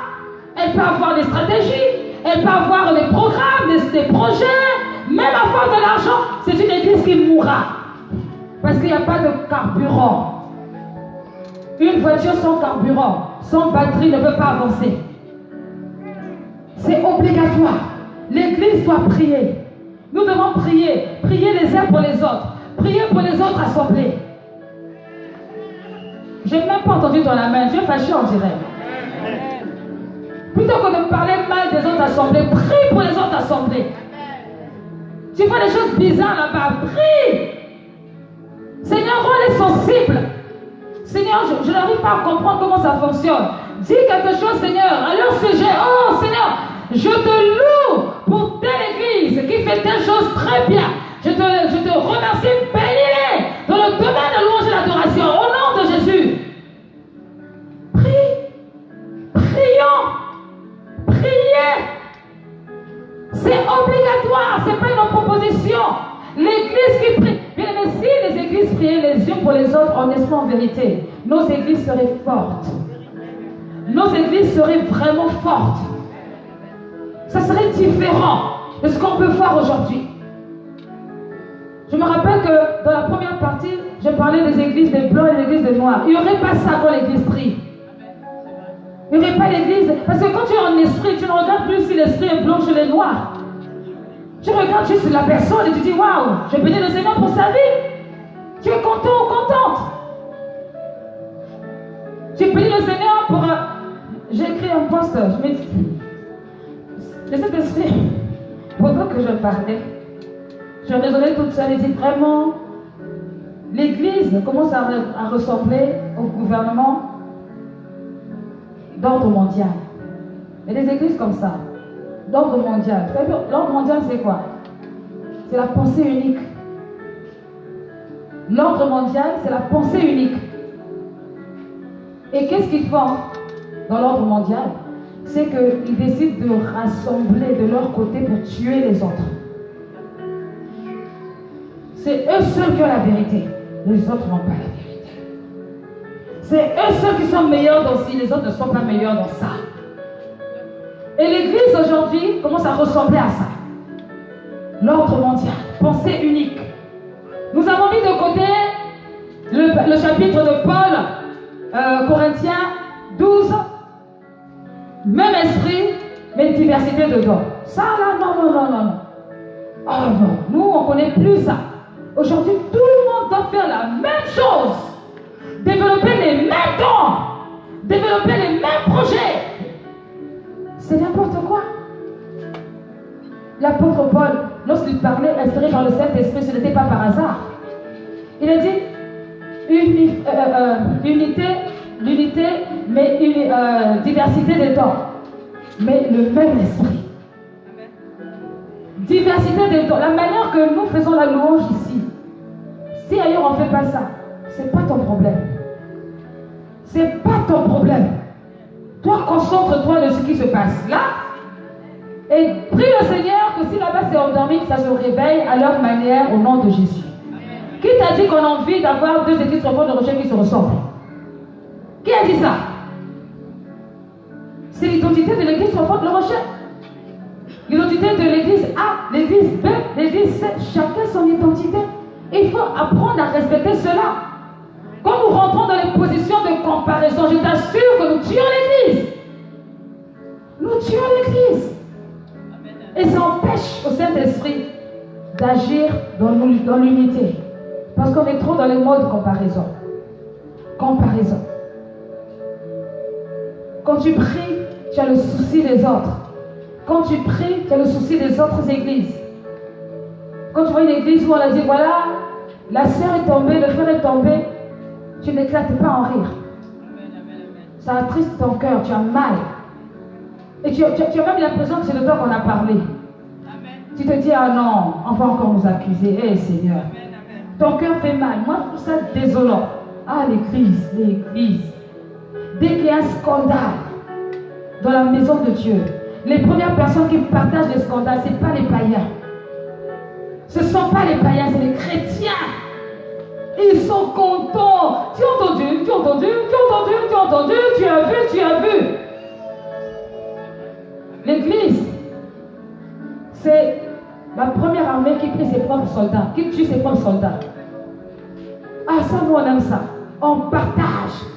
Ton Facebook, là, c'est pour partager les mauvaises nouvelles. WhatsApp.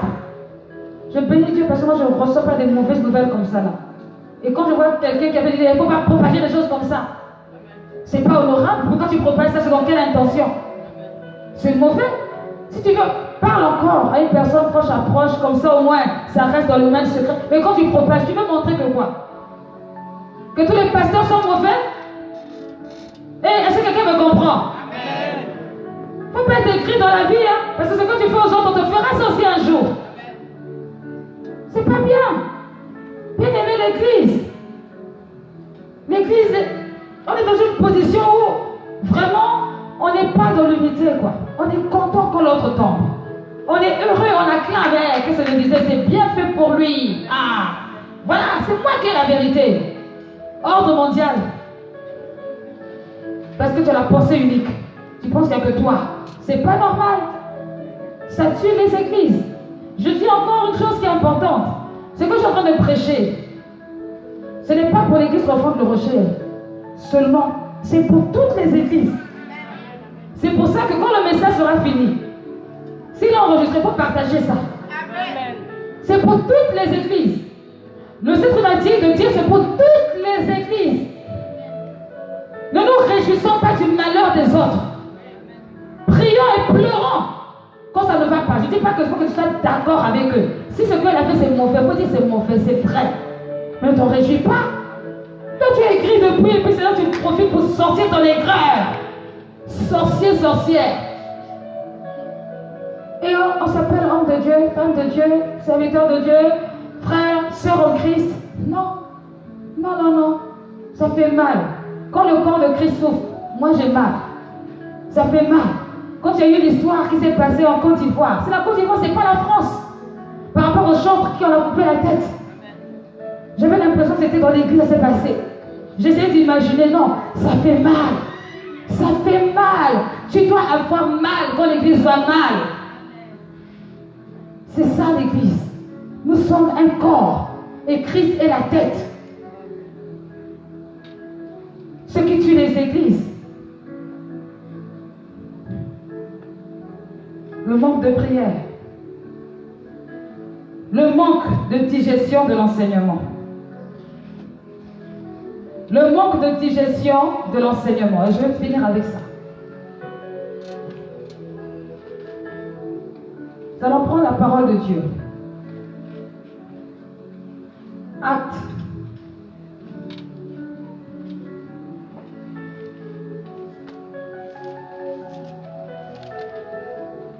Acte 20.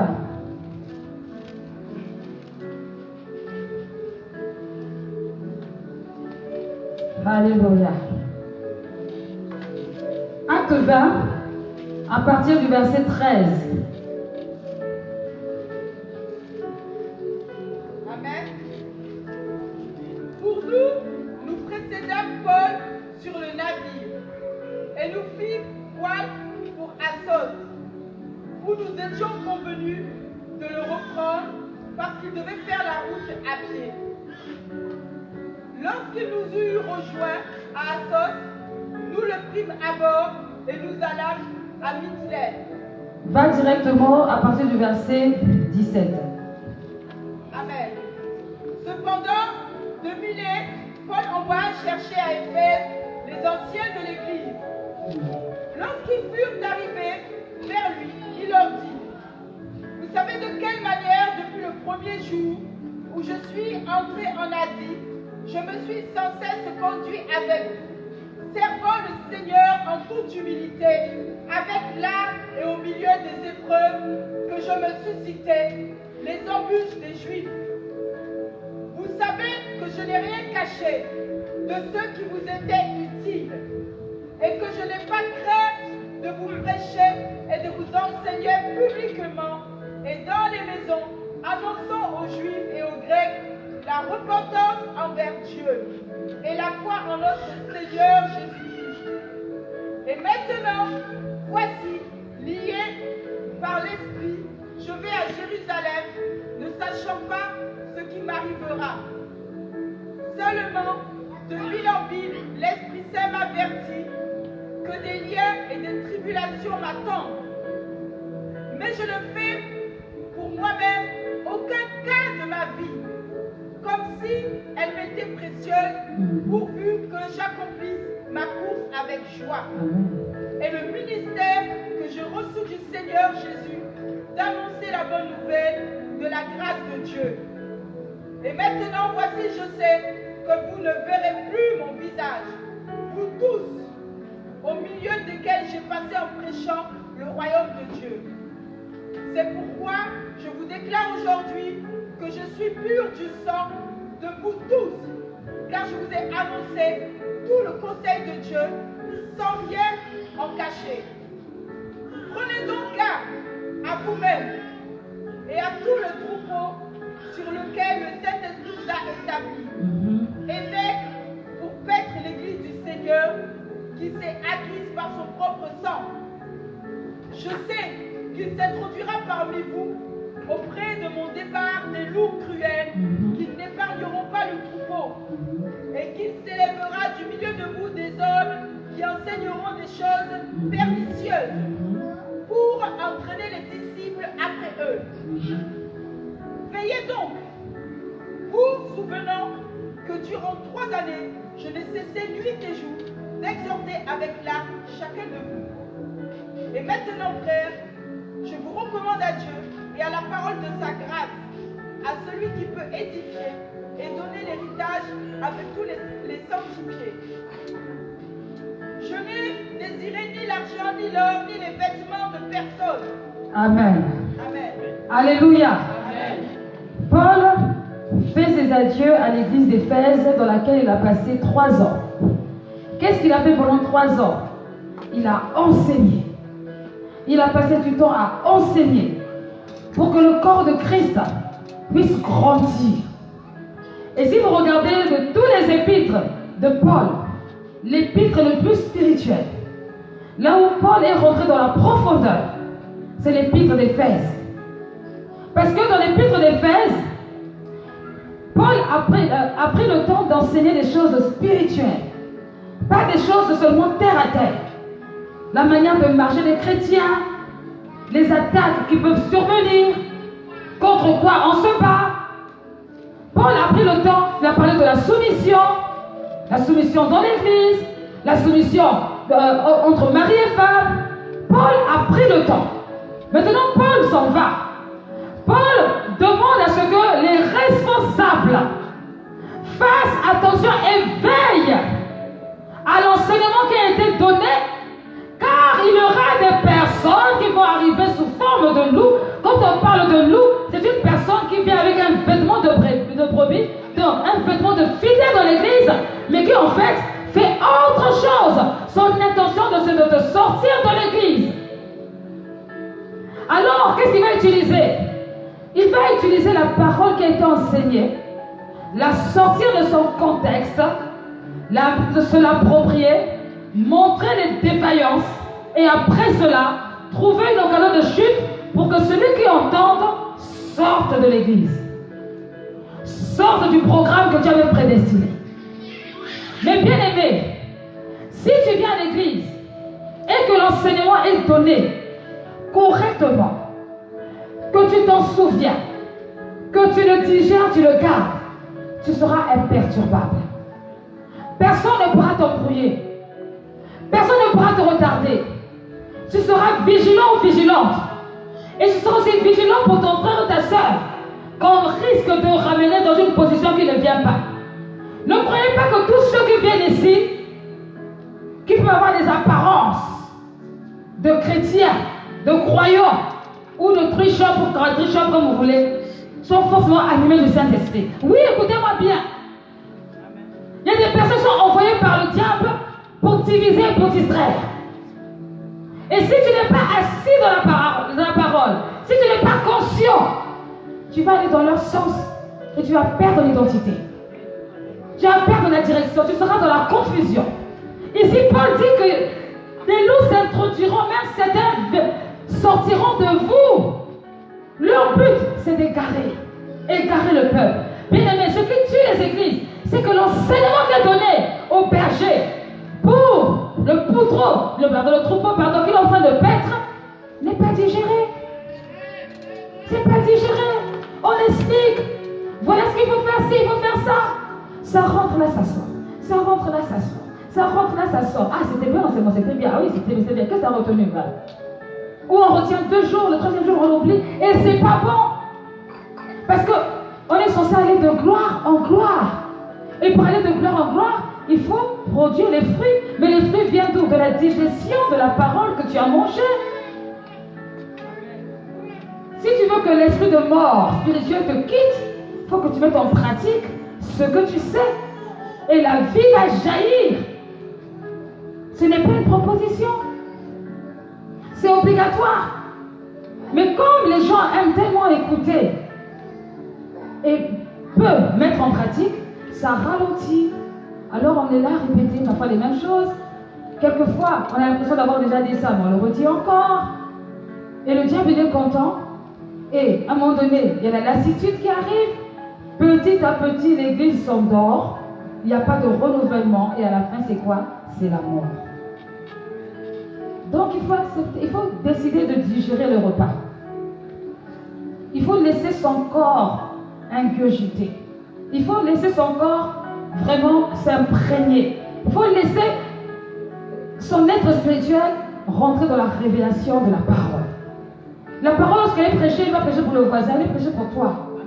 C'est pour toi. Pas dire, oui, cette parole-là, si Catherine était là, vraiment, elle allait entendre ça. Non, c'est pas pour Catherine, c'est pour toi. Parce qu'on a toujours l'impression qu'on prêche pour les autres. Vraiment, c'est dommage. Martin. La partie là, comme, Martin, je vais enregistrer juste pour lui dire ce que ça a été dit. Comme ça, elle va bien entendre. Non, c'est pour toi. Le jour où chacun se responsabilise, l'église grandit. C'est pour moi-même que je prêche. Et c'est pour vous aussi que je prêche. Et chacun prend ce qu'il a à prendre pour grandir avec le Seigneur. Il faut digérer. Les mardis, pour nous, l'église de le Rocher, c'est l'enseignement. Et c'est super. Parce qu'on parle des choses excellentes.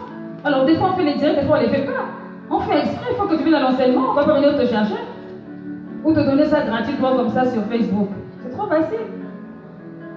Il faut venir à l'enseignement. Ça va te donner l'intelligence, la sagesse pour résister à tout ce qui est à l'extérieur qui ne glorifie pas le Seigneur et qui veut t'emmener vers le bas. Amen. Amen. Alléluia. Amen. Alléluia. Bien-aimés, le verset 28 dit: veillez donc sur vous-même et sur le troupeau de l'église que le Saint-Esprit a confié à votre garde. Comme de bons bergers, prenez soin de l'église de Dieu qui s'est acquise par son sacrifice. Je le sais, quand je ne serai plus là, des loups féroces glisseront parmi vous et ils seront sans pitié pour le troupeau. Donc veille, veille, veille. Si tu as une soeur ou un frère qui vient te voir te dire: non, mon frère, ce que tu fais n'est pas bien, arrête, ça ne dit pas, toi tu n'es pas le pasteur, pourquoi tu me parles? Il veille sur toi. Il veille sur toi, c'est normal qu'il vienne te parler. C'est normal. C'est tout à fait normal. On doit veiller. Dis: je dois veiller. Veille, veille, veille. Veille. Regarde. Oui, regarde. On dit: je veille. Regardez-vous. Dis: je veille. Il faut dire: oui, je veille. Je veille. Hein. C'est bizarre, là, on va voir ça. Je veille. Faut veiller. Quand tu veilles, tu vas empêcher quelqu'un d'aller tomber. Tu lui rends service. Ah, bien-aimé, notre Dieu nous aime. Dieu veut que l'Église soit éveillée. Que l'Église ait du discernement. Que l'Église comprenne que les temps que nous vivons, ce sont les temps de la grâce. Mais ça aura une fin. Alléluia. Les temps de la grâce finira. Ça finira. Nous sommes dans la dispensation de la grâce. Pour ceux qui viennent au cours d'affermissement de Père Outazief, on a déjà parlé de dispensation. Ça finira. Jésus revient enlever son Église. Bien-aimé, si tu ne veilles pas, tu vas rester ici, ce sera chaud. Ça, c'est pas bon. Il faut que tout le monde soit enlevé. Tu dois être enlevé, ton frère et ta soeur doivent être enlevés aussi. Veillons pour ne pas sortir du contexte. Ne tuons pas l'Église. Ne tuons pas l'Église. Les scandales. Ne tuons pas l'Église. Le scandale va arriver, mais malheur par qui le scandale va arriver. Le scandale est arrivé par Judas. Judas est mort. Le scandale va venir. Oui, c'est vrai, mais ne sois pas cette personne par qui le scandale va arriver. Parce que c'est pas bon. Tu es précieux. Tu es précieuse pour l'Église. Tu es l'Église. Jésus attend de toi d'être l'épouse parfaite. Oui, il attend de toi d'être l'épouse parfaite. Il attend de toi d'être celui qui le représente, qui soit fier de toi. Une église sans tache ni ride, une église glorieuse, celle qui viendra enlever. Ne participe pas à la mort de l'église. Qu'une église ferme ne soit pas heureuse. Si c'est une église satanique, oui, sois content. Parce qu'il ne faut pas que j'aille en faire à cause d'une église satanique. Mais si une église ferme parce qu'elle n'a pas d'argent ou parce qu'on l'accuse, on fait des fausses accusations, tu dois être triste. Parce que ça empêche au royaume des cieux de s'étendre. Ce n'est pas une bonne chose. Tu es l'église, je suis l'église, nous sommes l'église. L'église,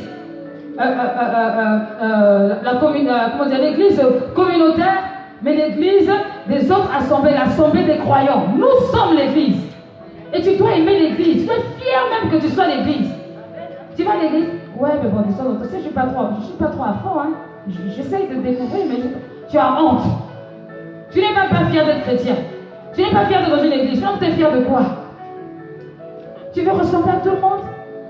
Jésus ne veut pas qu'on ressemble à tout le monde. Non. Il ne veut pas qu'on ressemble à tout le monde. Tu ressembles déjà assez à tout le monde parce que tu es un être humain. Tu es déjà jeune. Tu t'habilles comme les jeunes. Tu ressembles déjà à tout le monde. Est-ce que ton comportement, tu dois ressembler à tout le monde? Non. Veillons. Veillons. Dis encore à quelqu'un, je veille. Je descends. Je veille. Alléluia. Hein? Je veille, hein? Je veille.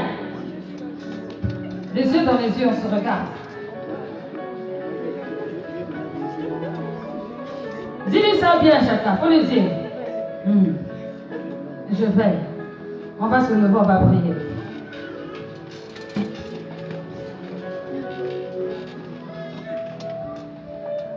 Bien-aimé, tu vas lever la voix et dire merci au Seigneur pour sa parole.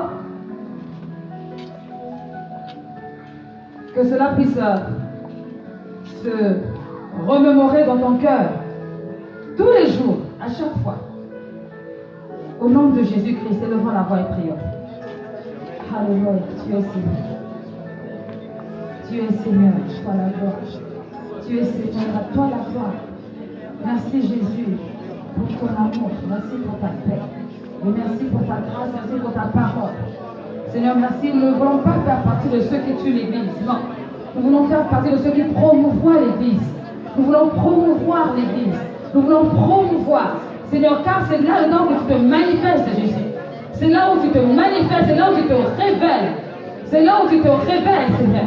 Nous ne voulons pas que l'Église meure. Nous ne voulons pas que tu sois attristé, que le Saint-Esprit soit attristé.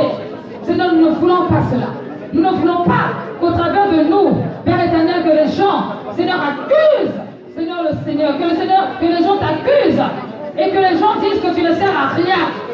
Nous ne voulons pas tuer l'Église. Nous voulons promouvoir l'église que nous sommes. Nous voulons donner l'élévation à l'église que nous sommes. Que ton nom soit élevé. Que ton nom soit glorifié. Au nom puissant de Jésus-Christ, nous avons prié. Amen. Amen, amen, amen. Gloire à Dieu. Gloire à Dieu. Dis à ton frère, à ta soeur, j'ai aimé la parole. Pour te faire. Dis-lui ça bien. Je te vois.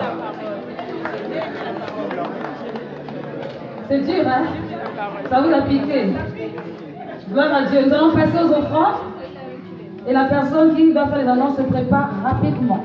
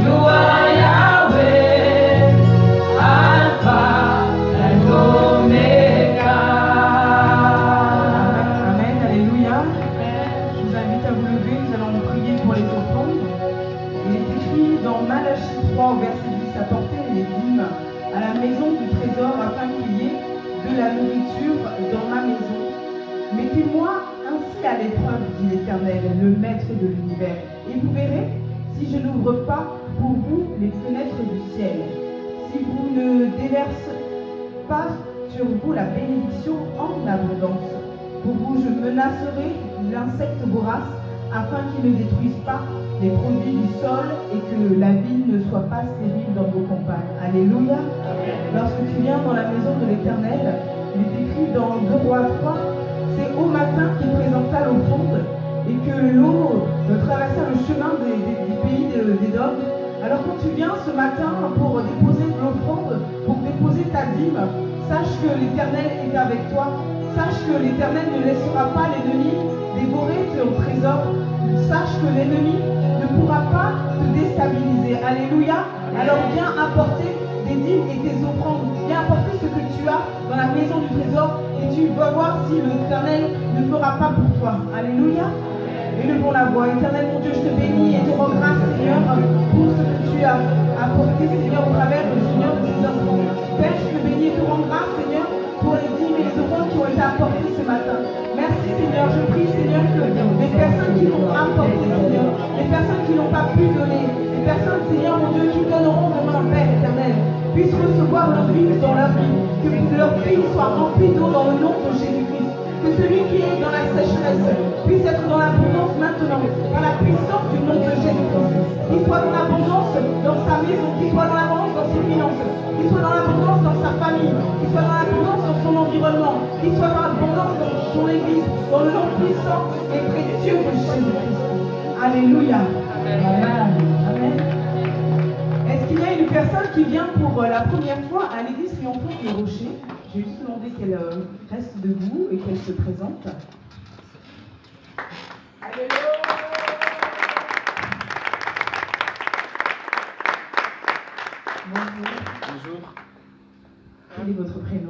Christian, prénom.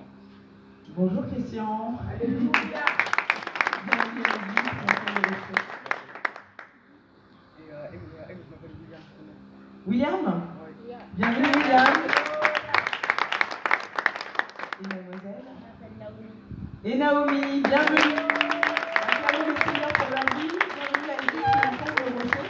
Donc, le responsable de l'église, c'est donc le pasteur. Ah, j'ai pas vu, pardon, excusez-moi, bonjour. Bonjour. Puis-je avoir votre prénom, s'il vous plaît? C'est Brandon. Brandon, bienvenue. Bienvenue à l'église Enfants de Rocher. Donc, excusez-moi, je vous disais que le responsable donc, de l'église était donc le pasteur qui vous pouvez vous asseoir. Hein, était le pasteur qui nous Siandé. Ensuite, vous avez le pasteur d'Estaing Siandé qui est donc le pasteur adjoint. Donc, je vais vous présenter très rapidement la vision de l'église qui est fondée sur le verset Jacques 4, verset 8, qui dit « Approchez-vous de Dieu et il s'approchera de vous ». Donc, c'est ce que vous avez fait aujourd'hui. Donc, je vous invite à continuer. Donc, le but, c'est de vous aider à mener une vie chrétienne en Jésus-Christ au travers de toutes les activités qui est proposées dans le cadre de l'église. Donc, vous avez donc du mardi au dimanche un programme qui est prévu avec le mardi des cours d'affermissement à l'enseignement de la Bible de 19h à 21h. Les mercredis, vous avez des cours bibliques pour les couples, 2 mercredis sur 2 qui se passent à l'église qui rencontre le Rocher. Les jeudis, ce sont donc des journées d'évangélisation, donc de 11h à 13h. On a tous rendez-vous à la place Stalingrad pour annoncer la bonne nouvelle, donc annoncer à tous ceux qui ne connaissent pas Jésus-Christ comme Seigneur et Sauveur, qu'il existe et qu'il y a une solution pour leur vie. Le vendredi, c'est le jour de jeûne de l'église où tout le monde est invité donc de 6h à 18h à jeûner donc, pour ces projets, mais surtout pour les projets de l'église, prier aussi pour les pasteurs. Le soir, on se retrouve tous ensemble pour prier ensemble dans la fraternité parce que c'est là où les moins forts et les plus forts se réunissent pour pouvoir prier tous ensemble et c'est beaucoup plus efficace quand on est tout seul à la maison. Donc c'est le vendredi de 19h à 21h. Le samedi, nous avons aussi des cours de baptême, donc toutes les personnes qui ne sont pas encore baptisées d'eau sont invitées donc, à se présenter auprès du pasteur pour pouvoir poser des questions. C'est quoi le baptême, à quoi ça sert? Parce que c'est important de pouvoir savoir de quoi il s'agit. Le dimanche, donc c'est le culte du dimanche de 11h à 14h avec des temps de louange, d'adoration et de prédication. Et donc c'est aussi un moment à faire ensemble. Les enfants donc, sont accueillis par l'école le dimanche par des moniteurs, donc c'est important qu'ils viennent aussi à l'heure pour pouvoir profiter des temps de louange et d'adoration parce qu'eux aussi ils ont besoin d'être connectés, parce que vos enfants ont plein de talents, ont plein de dons, donc c'est important qu'eux aussi soient boostés. Alléluia. Donc les annonces pour cette semaine, je rappelle simplement que les dîmes c'est 10% de vos revenus, hein, donc c'est important de les apporter à l'église pour pouvoir bénéficier de toutes les bénédictions que Dieu a prévues pour vous.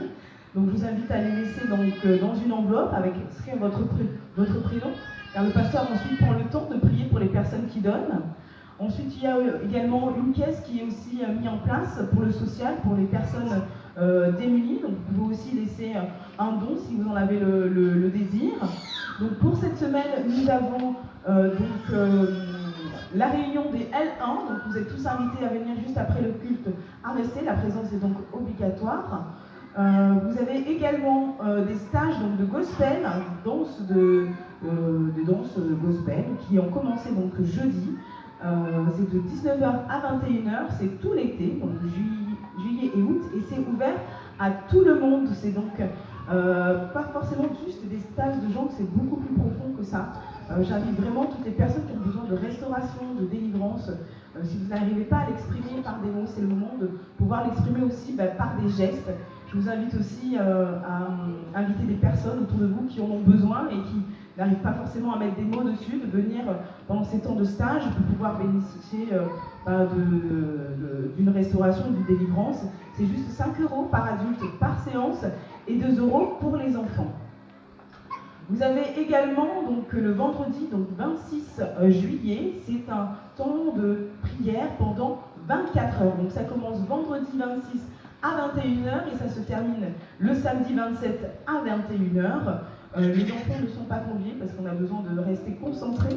Donc je vous invite, parents, à trouver donc, des dispositions pour faire garder vos enfants. Le téléphone ne sera pas donc, admis, sera éteint pendant les temps de prière et les temps de méditation. Ce sera seulement pendant les pauses que vous pourrez l'allumer.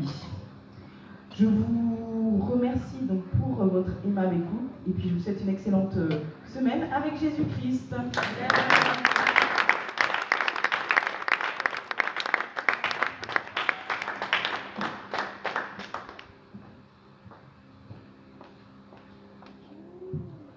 Juste un rappel, pour ce mercredi, il y a la réunion des couples à 19h. Donc, venez à 19h, dites à ceux qui ne sont pas là. Et s'il y a des personnes qui ne sont pas de l'église, qui sont des couples qui veulent venir, c'est ouvert, ils peuvent venir aussi. Alléluia, on va se tenir debout et prier pour la fin. Seigneur, nous voulons te remercier pour cette journée extraordinaire. Merci parce que tu es un Dieu qui ne se situe pas dans la monotonie, Seigneur. Nous te disons merci pour tout ce que tu as fait aujourd'hui. Pour ta parole, Seigneur de gloire, qui a été relâchée. Seigneur, nous te disons merci parce que tu es venu, Seigneur Dieu de gloire, par ta puissance, par la puissance de ta parole, nous parler. Tu as réajusté, Seigneur, ce qui n'était pas au bon endroit. Là où les ADN étaient déformés, Seigneur Dieu de gloire, la puissance de ta parole est descendue. Seigneur, nous voulons encore te demander pardon. Là où, Seigneur Dieu de gloire, nous ne faisons pas les choses conformes à ta parole. Là où nous avons tué l'Église. Là où nos comportements n'étaient pas, Seigneur, en conformité, Seigneur Jésus-Christ, nous te demandons pardon. Là où, Seigneur de gloire, nous avons tué l'Église. Nous n'étions pas les promoteurs de l'Église, Seigneur, par nos manières d'être, Seigneur. Nous te demandons pardon. Nous te prions, Seigneur, ce matin, que tu nous donnes la capacité, la grâce, Seigneur de gloire, d'être les personnes qu'il faut, Seigneur de gloire, afin que l'Église puisse avancer, afin que, Seigneur Dieu de gloire, tu puisses te révéler, Seigneur, dans l'Église en puissance. Seigneur, merci parce que tu vas le faire dans nos vies. Seigneur, ceux qui ne sont pas là, je prie, Seigneur, ce matin, que cette parole, Seigneur de gloire, puisse te toucher. Dans le leur, Seigneur de gloire, les réécouter et que également, ils puissent être dans la dynamique, Seigneur, de ce que nous avons entendu, dans un même accord, dans un même esprit, afin que nous puissions, Seigneur, ceux-là qui allons porter l'Église, afin que nous soyons ceux-là qui sont de l'Église, apporter, Seigneur de gloire, quelque chose de nouveau, quelque chose d'extraordinaire, apporter Christ, Seigneur de gloire, à ceux qui n'ont pas. Seigneur, Dieu de gloire, je bénis la semaine qui est en train d'arriver. Je prie, Dieu de gloire, pour toutes les personnes qui sont là, parce que tu les connais, Seigneur. Ta parole déclare que tu es le Dieu qui pourvoit aux besoins de tes enfants. Tu les connais, Seigneur, Dieu de gloire. Je prie, Seigneur, ce matin, que tu pourvois aux besoins de tout un chacun. Seigneur, que tu te souviennes de tous tes enfants. Ceux qui pleurent, Seigneur, tu les connais sur les larmes. Ceux, Seigneur de gloire, qui ont le cœur brisé. Je prie ce matin que tu restaures. Ceux qui ont des questionnements, Seigneur, réponds à tes enfants. Que tu fortifies ceux qui sont fatigués. Tu nous demandes, Seigneur, à avoir une vie de prière, Seigneur Dieu de gloire, qui soit régulière. Je prie, Seigneur de gloire, que ceux qui sont fatigués dans la prière, que Seigneur, tu puisses les relever. Que ton Saint-Esprit, Dieu de gloire, et le feu de ton esprit les fortifie. Alors qu'ils font partir, Seigneur, de cet endroit. Que Seigneur, tu les accompagnes. Que le feu de la prière, Dieu de gloire, s'installe dans la vie de quelqu'un, s'installe dans la maison de chacun, afin de fortifier quelqu'un. Que quelqu'un, Seigneur, ne tombe pas, que nous ne soyons pas des sujets de scandale. Au nom de Jésus, merci parce que, Seigneur, tu vas le faire. Raccompagne tout un chacun. La Bible déclare, celui qui veille sur toi, le sommet, il ne dort. Il sera là de ton départ jusqu'à ton arrivée. Merci parce que, Seigneur de gloire, tu étais avec nous durant le début de ce culte et raccompagne tout un chacun. Au nom de Jésus, nous te disons merci parce que tu es fidèle et tu vas le faire. Merci. Au nom de Jésus, j'ai ainsi prié. Amen. Amen.